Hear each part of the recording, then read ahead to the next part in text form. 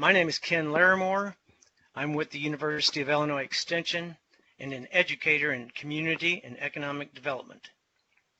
Thank you all for taking the time to participate in this webinar offered through the University of Illinois Extension's Local Government Education, LGE, program. To ensure the best quality in our recording, microphones will be muted during the presentation. We do encourage you to add questions or issues in connecting in the chat space. The speaker will respond to the question at the end of the program. If you can't connect with Skype, then for Plan B, you can simply dial in from any phone, cell, or landline and listen, and then you will receive a recording later. Today's webinar is on Workforce Innovation and Opportunity Act programs. Today's recorded webinar will be made available on our local government education website and the YouTube channel. We have a great speaker today. Our speaker today is Mr. Kevin Pierce. He's currently the Business Services Representative for Local Workforce Area 23 and has held that position for the last 7 years. He covers a 14-county service area and is employed by the Workforce Innovation and Opportunity Act, WIOA, and their fiscal agent is Lakeland College. One issue of pertinence within the Illinois workforce climate is a lack of a readily available healthcare workforce. Mr. Pierce, Kevin, brings with him a solid healthcare background with over 20 years of experience. He's been involved in the managed health care insurance arena, as well as hospital and clinic administration. Focus has been on business and program development, as well as marketing. Other career opportunities have led to experience in clinical operations, as well as financial and project management. So we have slides today that will be advanced and by Nancy. And so at this time, I would like to turn the program over to our presenter. Welcome, Kevin Pierce. Thank you, Ken. I just want to let everyone on the call know that I am not at a computer, so Nancy will be turning the slides for me as I direct her to. Our intention today is to cover the material in the slides. I'll expand a little bit on some of the programs as we go, and my intention is for at the end of the call you have a much better understanding of the Workforce Innovation and Opportunity Act and what it can do for business and industry in the state of Illinois. So without further ado, if you would flip to the second slide, please.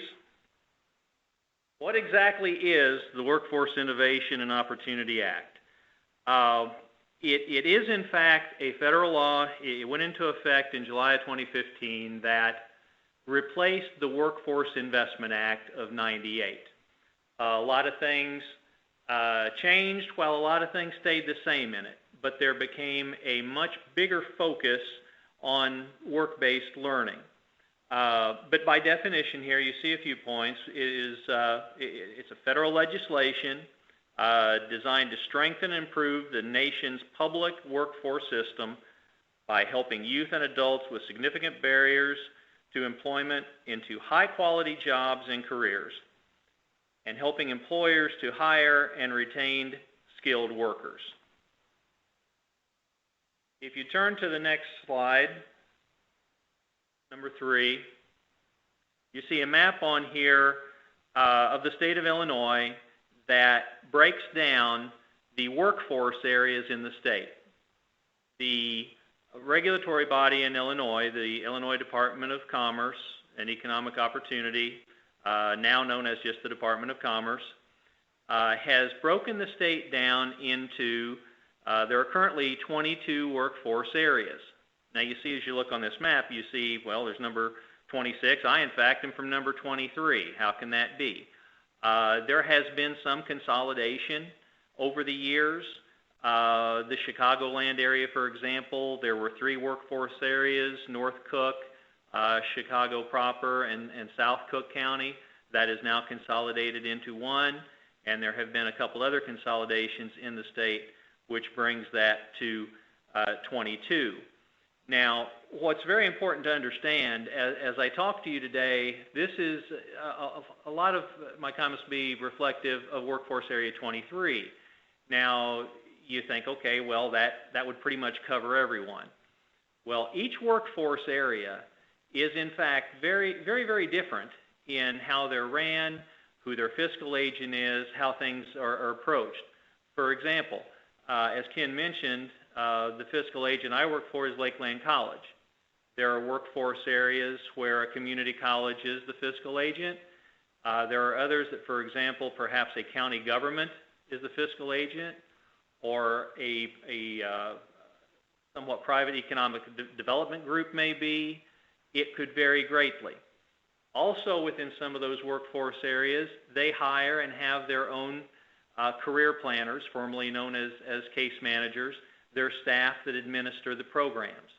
Others, they have a contracted service provider that does that, and you'll learn a little bit more about that as we go on here.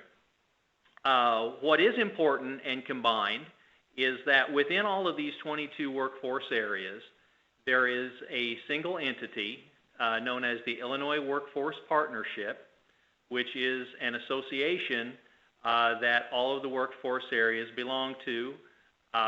We're able to gather on a monthly basis and share our ideas, the things we're working on, advise toward policy issues, a number of things. And all the locals participate within that. Now, as I look at the list of attendees for today's call, I see a number of people from economic development, county governments, but a lot of community leaders in here. I would hope in your respective areas, and as you look at this map, you identify your local workforce area. And if you are not currently partnering and working with them, I'm going to say you're missing a tremendous opportunity, because our program works best when it's working in conjunction with the people at the local levels in economic development. We're more than happy to reach out, and you might want to take a look actually at actually participating in Illinois Workforce Partnership. We're in the process right now of creating a track in the future where business and industry can be members, economic development. We want to provide a good reach to where we can deliver timely information respective to the issues that you have regarding workforce.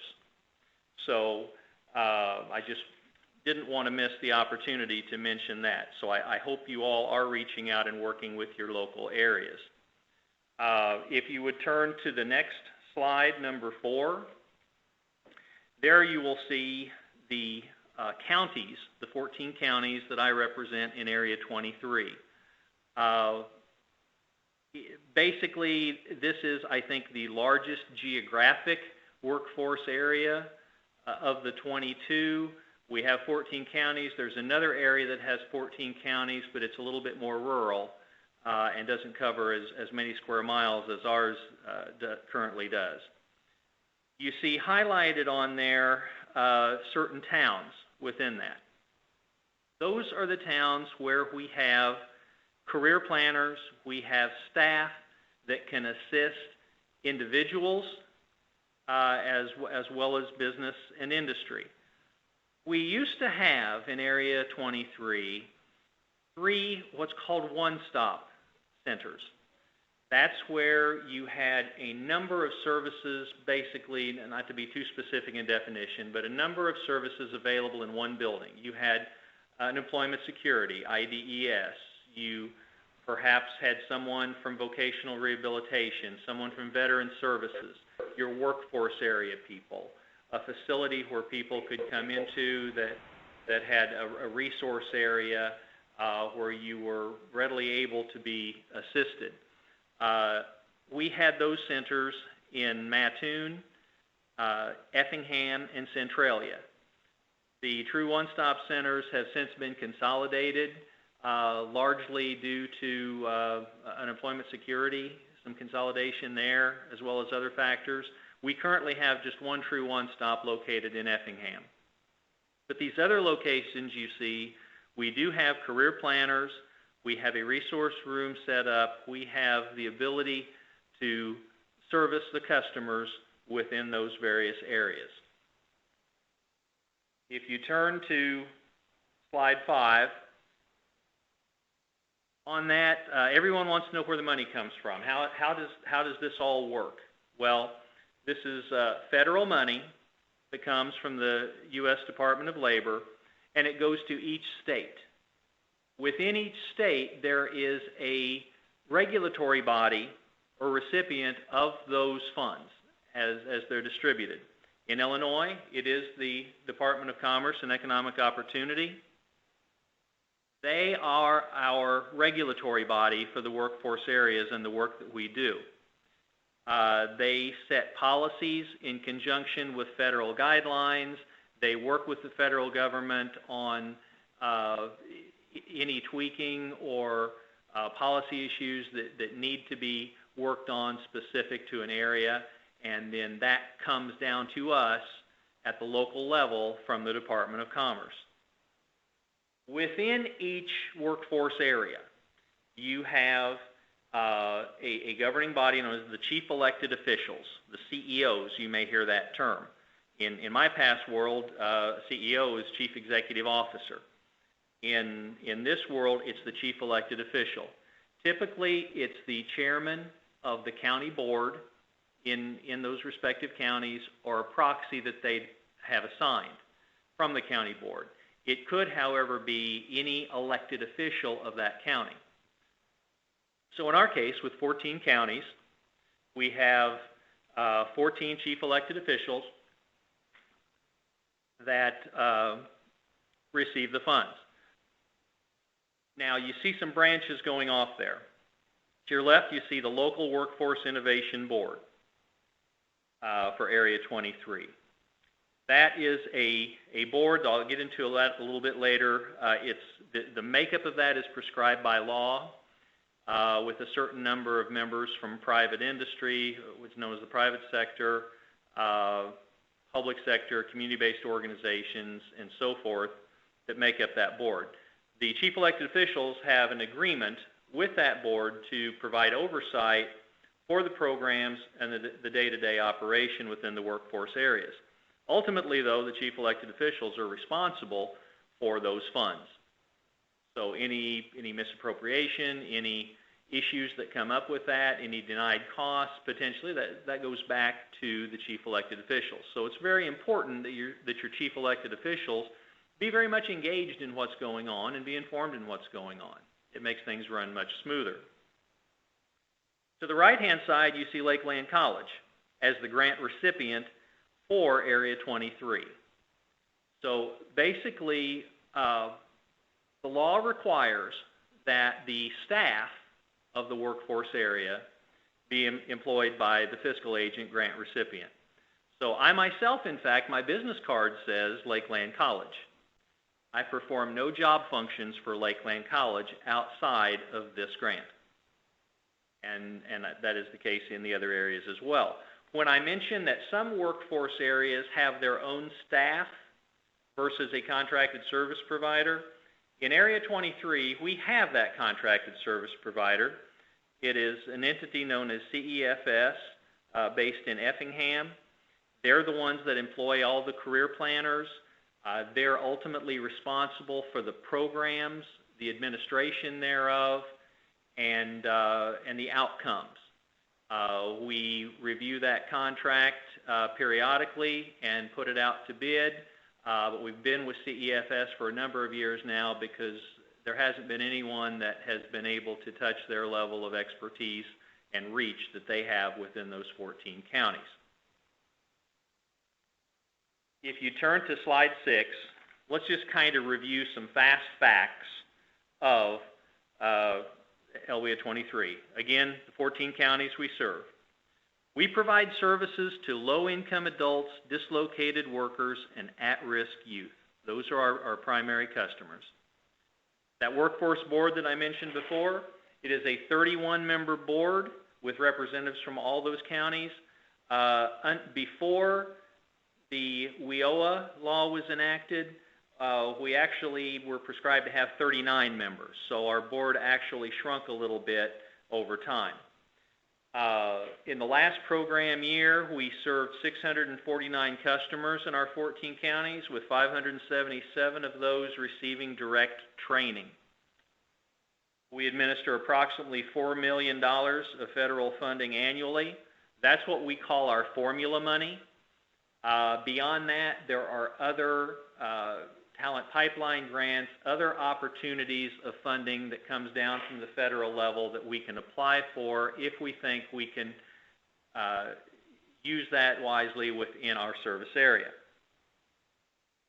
58% of our expenditures last year were spent on customer training. And we are actually in this area the #1 workforce area in Illinois in the percentage of funds spent on training, funds for allocated to adults and dislocated workers, which is currently at 67%. We're very proud of that number.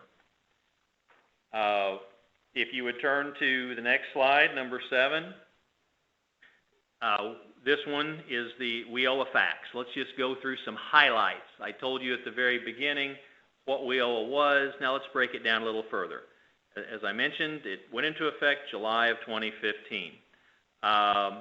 There were other aspects that did not come into play actually until July 1 of 2017. There were some phase-in effects which were reflected in that.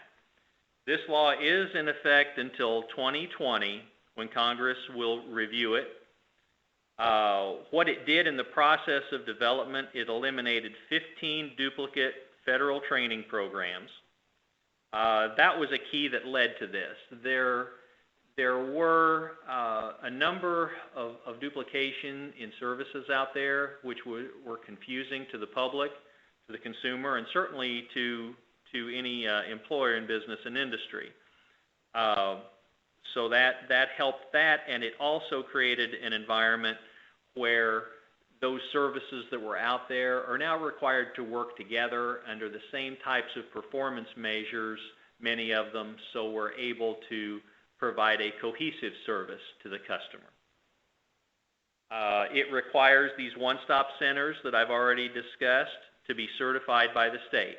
A number of requirements that each have to meet to provide uniformity and consistency in how they're ran and the services that are provided. One big change in the WIOA law was that on the youth funds, the law requires now that 75% of youth funds must be utilized on out-of-school youth.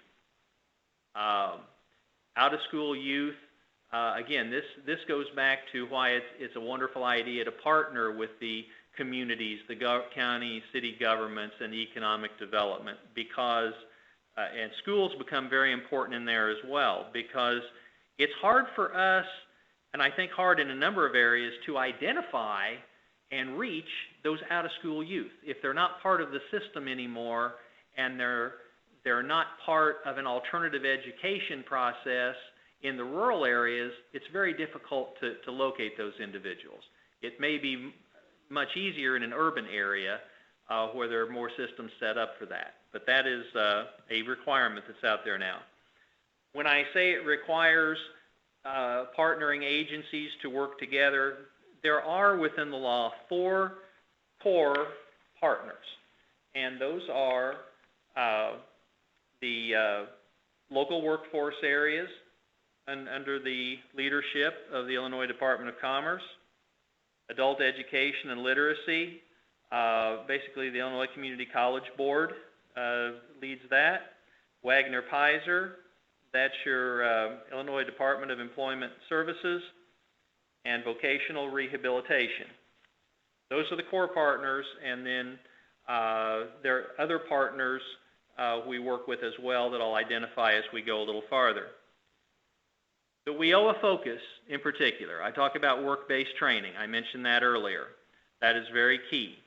Within that, you have on-job training, and I want to talk just a little bit about what that is. As we go here, I'll be more specific, but you'll see there's also incumbent worker training, youth work experience, and apprenticeships in there. Apprenticeships I'll spend a little bit of time on as well. There's an emphasis on the customer attaining a recognized credential, henceforth the value of working with a community college. Priority given to low income, disabled, and veteran individuals. Another focus is building business and sector partnerships to increase employment with industries and occupations that are in demand. Healthcare, which is where my background is, manufacturing, and logistics. And this is training designed in partnership with local educational institutions to meet employer needs. Now this is really key here, because this brings together the workforce area programs with the community colleges in a marriage with the employer. And you really need those three facets to come together to provide good training, to provide a good pipeline of a future workforce that all companies are looking for. If you turn to the next slide on page 9, you'll see on that the youth funding, the eligibility and funding for youth in school and youth out of school. In school, 14 to 21 years old, out of school, 16 to 24. For the in school, they're attending school, they must meet a low income guideline, and they must have one additional barrier, and you see those additional barriers listed. For out of school, again, that must be not attending any school, not even an alternative school. The one additional barrier, having dropped out, the income requirement, and you see some other things that are part of that. Now, what we're able to provide for the youth, I had mentioned work experience programs earlier. I'm going to highlight just a few things that makes that up. This is basically short-term work assignment with a private, non-for-profit, or public employer. It allows those individuals to become accustomed to basic work skills and habits. Basically, what it means to have a job, what it means to report to that job, to perform the functions. If you can't make it to work, you call in. How you conduct yourself as an employee, how you get along with others, all fall into that. It enables customers to establish a work history. Many youth don't have that, and they're able to do so with this. How does it work? Our service provider, they match the qualified individuals to the approved work sites. What that means is they have a number of employers out there that are approved work sites, and they're able to match the needs and personality, in many cases, of the individual to the work experience program. It's very important to have that rapport. For example, in one of our communities, we had an employer that said, you know what, I'm real good at dealing with problem individuals. Send me what you would consider your hard cases, and I'll turn them into productive workers, because this individual and his staff had a knack for doing that, and they were very successful in doing it. So that match is very important. In the service provider, CEFS, they they're basically the employer, and of record, and they pay all wages. So it doesn't cost the company, it's our service provider that's paying that. And the individuals are able to work up to 29 hours a week within that. They're able to do this experience for up to a year. There's a program orientation for the individuals going in it, as well as employers. A lot of workforce areas are looking for additional employers. And again, that's where economic development and the community can help us help the youth within your communities. If you would turn now to page 10, this is the adult funding and eligibility. You'll see the requirements for each. For the adult program, an individual age 18 or older, compliant with selective service, authorized to work in the U.S. A priority goes to low income, and priority is in the new law to serve veterans. The dislocated worker program, the same as adult, except in this case the individual has been terminated or laid off. You'll see they've either eligible or have exhausted their unemployment insurance, unemployed due to the business closing. This could be a displaced homemaker, former self-employed individual, spouse of a member of the armed forces. Basically, a dislocated worker is someone who's lost their job, no fault of their own, and they are looking for opportunities. And in our area, we find a lot of individuals, they've worked for a company for 15, 20 years or more. That's the only place they've ever worked. The skill for that job is the only skill they have, and something happens to that company and they lose their job. Those individuals need opportunity. They need training in some cases to be able to find another job.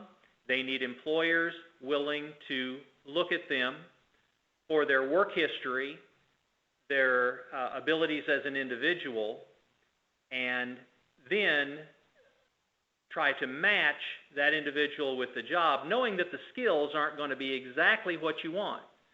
But as I'll talk about a program here in a minute, the on-job training program that bridges that and provides an opportunity for the employer to receive some remuneration for wage of that individual.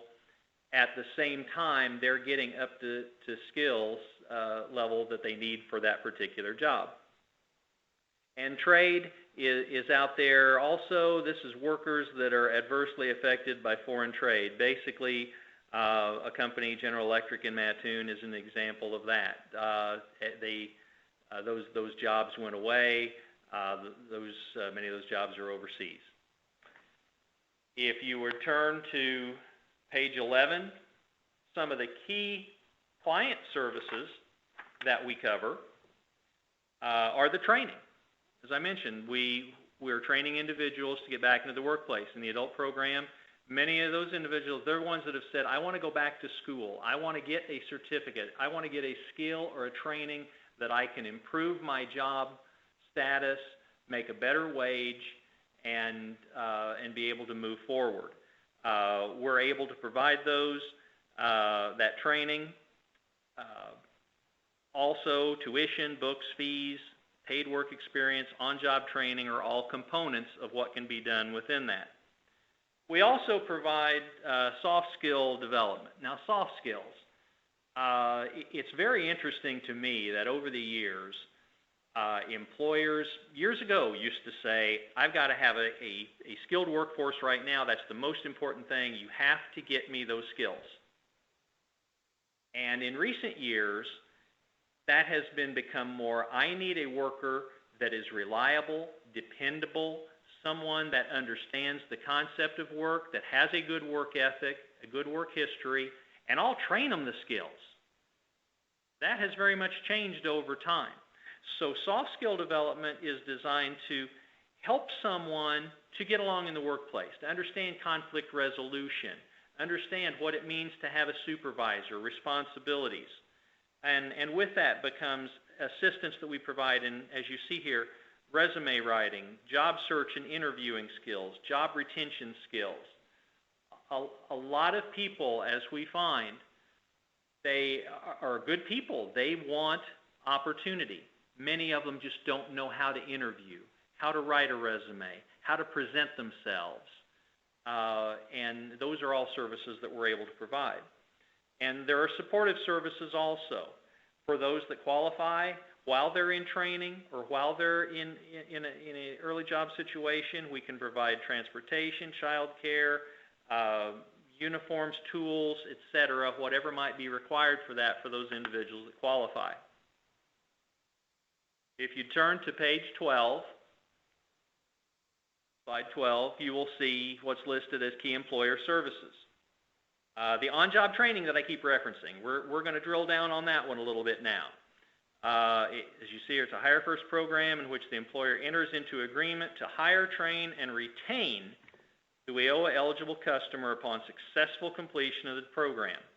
And reimbursements vary in there. It's at least 50%, in certain cases can be up to 75% of employee's wage during a 3 to 6 month prescribed training period. The on-job training is basically a hands-on training program that you design for qualified new employees. The company sits down with our career planners, and they design exactly what the program would be within that company. As I said, there's a reimbursement, 50 to 75% of wage under certain conditions. An opportunity for an employer to train an employee their way. They bring someone in on an on-job training program. It's the employer really controls what's going on there. And there's really no risk to the employer, because if for whatever reason the situation doesn't work out and that person can't stay there, it's the employer's decision if that's going to happen. And there is no payback of expended wages and so forth in that situation. It just became a best efforts, and those best efforts in that case didn't work out. But fortunately, those are minimal.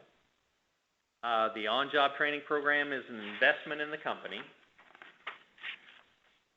And again, breaking it down of how it works, we match qualified applicants to approved job openings, and that's the crust of that. We work together to design that training program, and it has been very successful. Potential new employees receiving or having received unemployment benefits, they meet the criteria as a dislocated worker.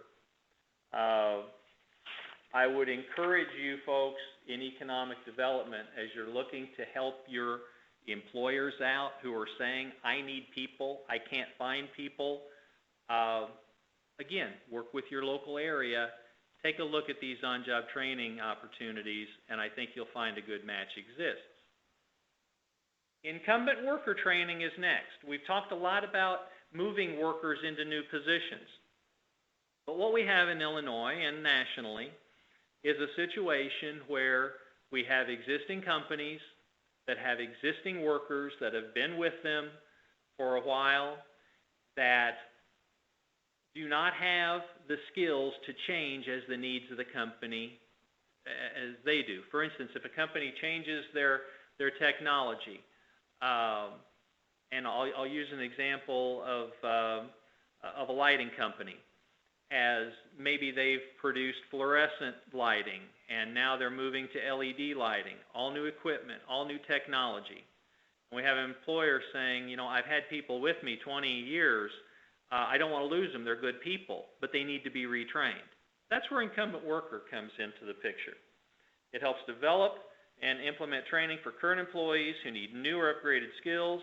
And in our area, we're able to move monies over where we're able to accommodate up to $10,000 of training costs can be reimbursed to the company, assuming there is a match involved. For instance, the company is paying their hourly wage while they're in training. We can pay for the training up to established limits.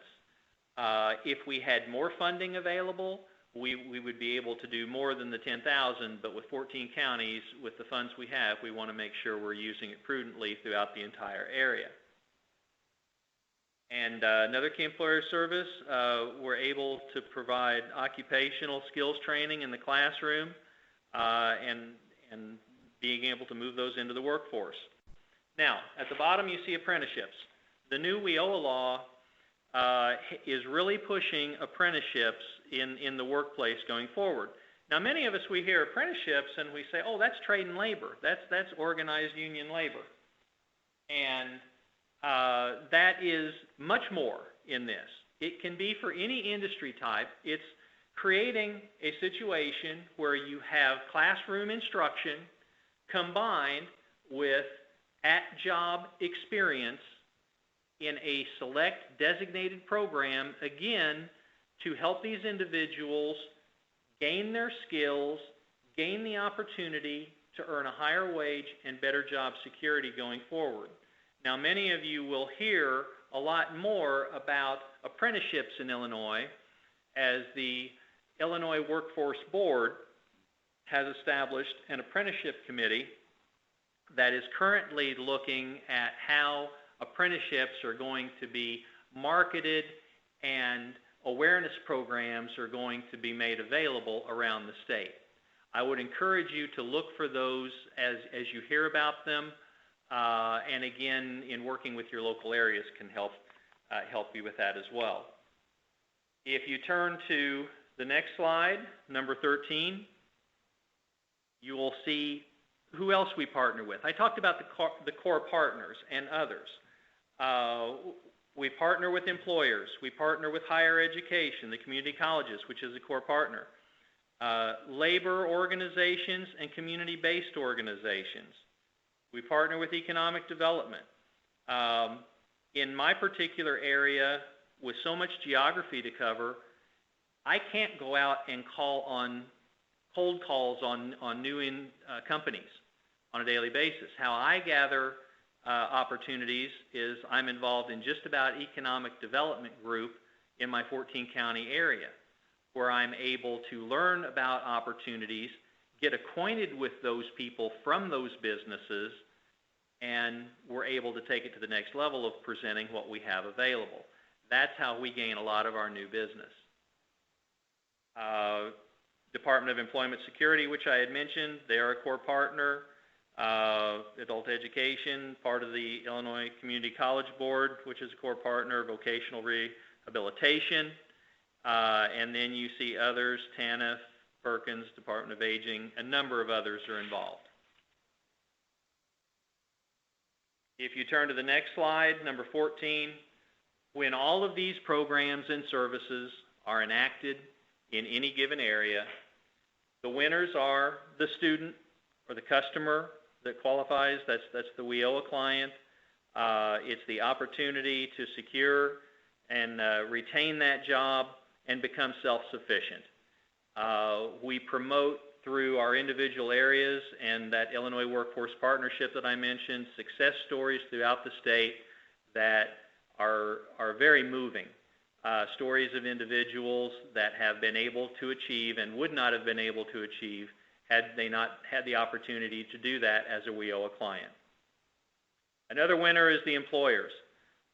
We're filling their need of providing the skilled workers, the soft skills available to them, and help them with their training costs. So we're able to help businesses in Illinois help themselves moving forward. Training providers. This is an opportunity to increase student enrollment for classroom type training, supporting the local businesses. Often the trainers that we use are self-employed individuals that have their own training organizations, so we're able to help commerce in that way as well. And the local workforce area. If we're improving the economy, if we're improving individuals' jobs, the quality of their jobs and the standard of living they have in concert with the employers, then we have won as well. With that, your last slide in big bold letters says questions. So I hope I've given you a good overview and understanding of WIOA, what it is, and what we do at the local areas to promote those services So I will turn it back over now to the moderator. Again, I don't have a monitor in front of me to see the questions, so they'll have to relay them to me, and I will do my best to answer. I thank you for your time today. Thank you very much, Kevin, for covering such so many different great programs. Workforce development is critically important to the entire state, so we appreciate what you do. We have some questions today. First of all, please put your questions in the chat box, and we'll get to those. Nancy will also be posting a poll, and we appreciate your feedback on that. But first to the questions, we have one. It seems that WIOA really covers a lot of real workforce problems that arise for individuals in our state. What have you seen through your experience that is exemplary of the impact that WIOA has? Any case examples of where WIOA really changed the outcomes for an individual, a company, or a community? Okay, yes, I would, for that, those success stories that I mentioned, we publish those.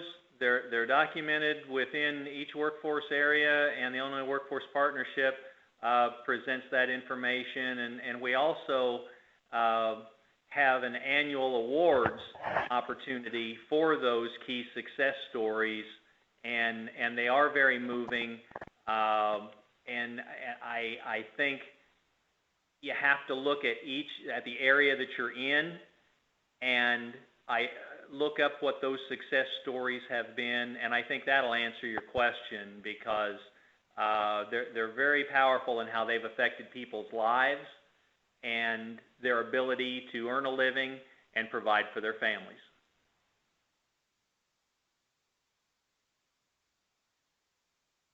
Thank you. And you mentioned to get to know your local WIOA staff members, and what would be another way to access additional details on all the many programs available? Are there particular websites that you suggest? Well, again, in each area, they have their own websites, their own fiscal agents, and how they're ran. Certainly, if you don't know those individuals and how to reach them, contact your county government, your county board assistant / secretary in the respective county you're in. Contact them. They should be able to give you information on who to reach. Now, what's interesting, in being invited to do this webinar today, one of the questions Nancy asked me in preparation for this, she said, well, do you know of individuals that would like to participate in the call? And I said, yes, those local areas that are out there. And as I am looking at the attendee list on this call, I'm seeing 5 or 6 individuals from the local areas that didn't know about this call until this came about. So what that tells me is you've got some real willingness from the local areas to reach out to you.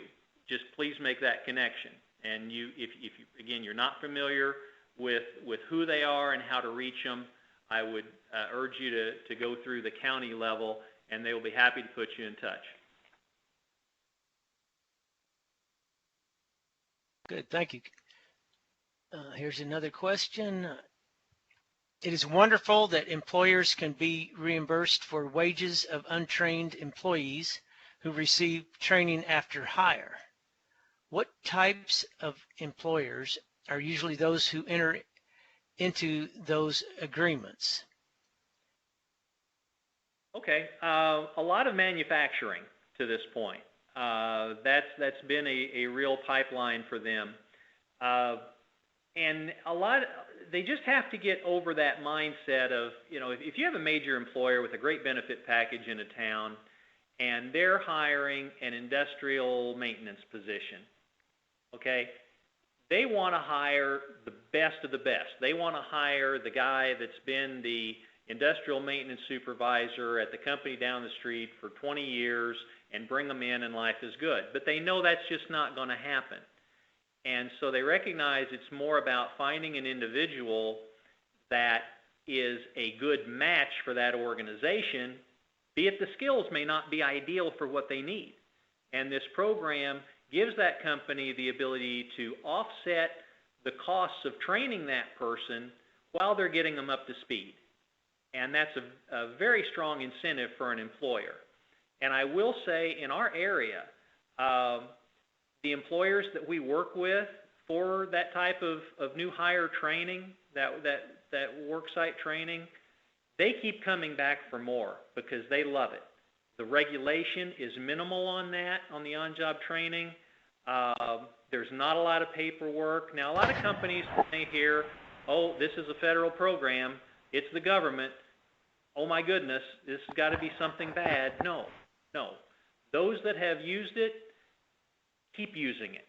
And those new ones that come on, I mean, we really don't lose businesses that say, well, this just didn't work out for us. It's worked very well. Excellent. And let's see, is there a particular industry sector that gets targeted, or is any industry sector more likely to obtain this assistance?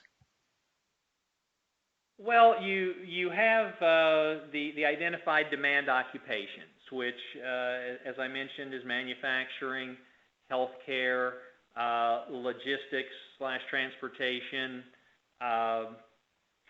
IT related jobs. Those are what are considered the target or in-demand categories that receive the most preferential treatment on that, because those are the jobs that have been identified as the most in demand. Now, that being said, as we move into the world of apprenticeships, that can be anything. I know of one particular town that's putting a group of banks together in hiring common talent. Instead of working against each other and trying for everyone to get their own, they're saying, hey, as a sector, as a financial sector, let's go together and try to get people to come into this industry, and let's get them trained, and we think that there's enough that can go around to satisfy our needs. Now, that's a real different concept from the traditional way of doing business, when everyone is trying to one up the similar business next door. But it's very effective for those that have utilized sector strategies to see just how effective that is in retaining worker talent in any given area.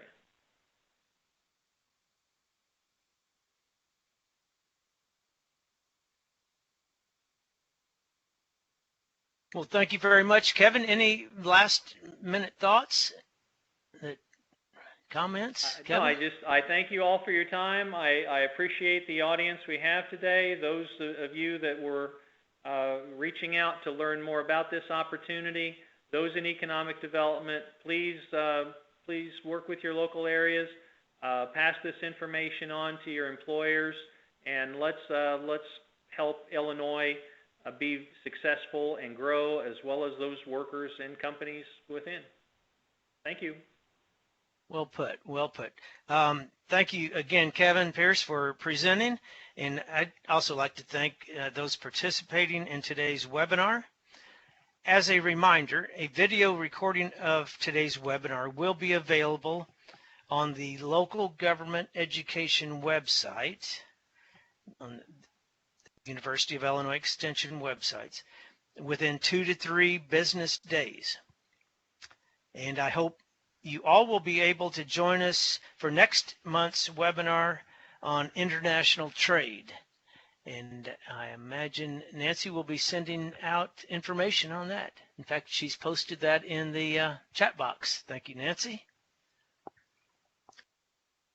Well, if there are no additional comments or questions today, again, thank you everyone, and Kevin especially. We'll be signing off, and everyone have a good rest of your day. Thank you.